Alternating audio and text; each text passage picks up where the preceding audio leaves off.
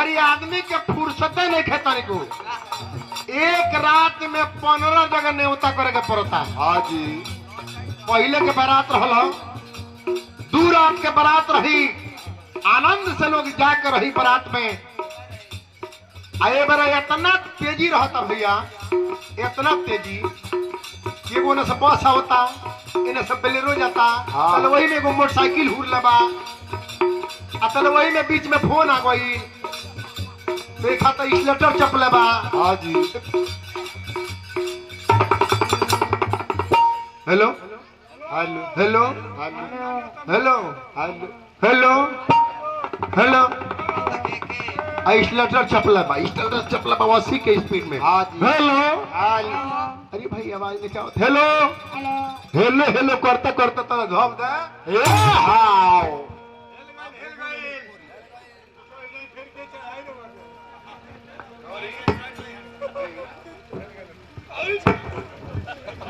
Hello hello करता करता तो गढ़ा में हेल गई। हाँ जी। हम मोटरी में बांध के पीएमसीएच पटना पहुंच गई। फुर्सत नहीं खाता निको, जैसे कुकुरन के कोनो काम ना होला। हाँ जी। लेकिन हाफला से फुर्सत ना मिलेला। कुकुर कोनो काम करेले सो ना, लेकिन दिन भर हाफत रहेले सो। वही तरह आदमी के दशा भाई, रात भर में 15 जगह न्योता करी। अब मामा के यहाँ फुआ के यहाँ जाई तो बिहाने लोग कहता कि मामा 5000 के दही चूड़ा लेके आइल बड़े, कपड़ा लता लेके आइल बड़े, तो बिहाने लोग कहते कि मामा बैला हो या मेरा लोग कहते ना। आज 11 रुपया न्योता दिले बा, 11 रुपया ओकर लोग धूरा झाड़ता के में है नहीं इतना करता पड़ गइल बा।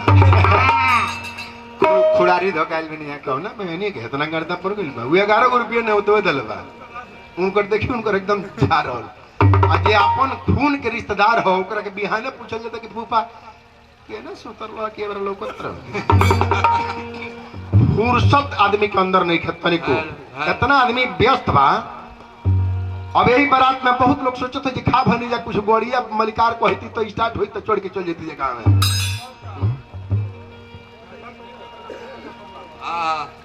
बाबू हाँ जी। परशुराम जी के गणेश भगवान के पहले 2 दांत रहे, लेकिन एक दंत कहाइले। परशुराम जी से पे लड़ाई भई गणेश जी के, तो गणेश भगवान अपना सूढ़वे में लपेट के परशुराम जी के एक जगह खोले भैले भैले तीनों लोग 14 भुवन घुमावे लगले।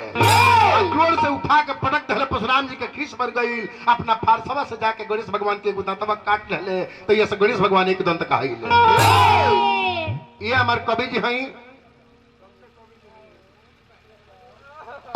रहीमपुर के दिलीप गुप्ता जी भी आयल बानी, उहो के कवि हैं, राइटर हैं, बढ़िया गाना लिखिले आध्यात्मिक के गाना, उहो गाइल बानी। हृदय विशाल जी यहाँ के गाना हमो गाइले, बबो गाइले, लगभग हर ब्यास लोग होता। तो एक दंत भैनी हमारा क्यों ताकत रही कि एक दंत भैनी बदन करी वरबा आ गया सरकवा पे दौलत सबहरबा।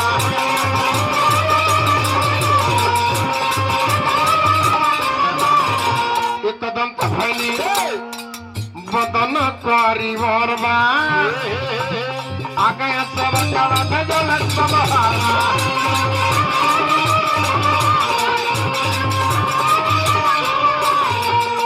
अड़जाम होला ये मलकार चाउर रंग के बेदी बना के छपनो को देवता सहित सबसे पहले रुका के बुलावल जाला। हाँ जी। बेदी बनल बाटे चौरा के, बेदी बनल बाटे चौरा के, हम बुलावत तानी चौरा